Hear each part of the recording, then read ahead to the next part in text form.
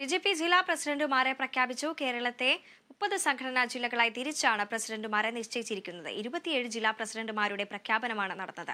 3 ഇടങ്ങളിൽ തർക്കം നിലനിൽക്കുന്നതിനാൽ പ്രഖ്യാപനം ഒഴിവാക്കി. RSS ഇടപെടലോടെ പാലക്കാട് പ്രശാന്ത് ശിവൻ പ്രസിഡന്റായി. സംഘടനാ തെരഞ്ഞെടുപ്പിൽ അസ്വാരസ്യങ്ങളില്ലെന്ന് സംസ്ഥാന അധ്യക്ഷൻ കെ സുരേന്ദ്രൻ വ്യക്തമാക്കി.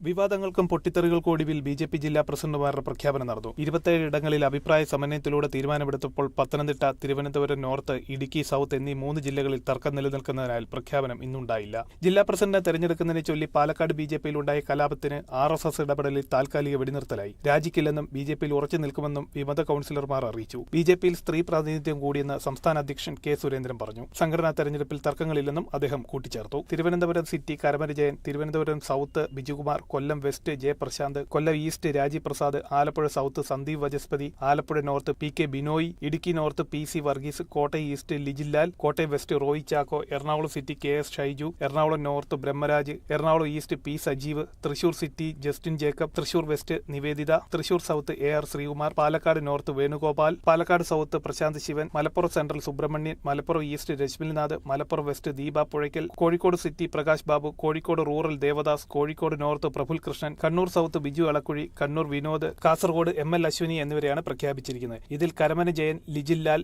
ഷൈജു എന്നിവരൊഴികെ എല്ലാവരും ജില്ലാ അധ്യക്ഷ സ്ഥാനത്ത് പുതുമുഖങ്ങളാണ്. Kerala vision news, Kochi.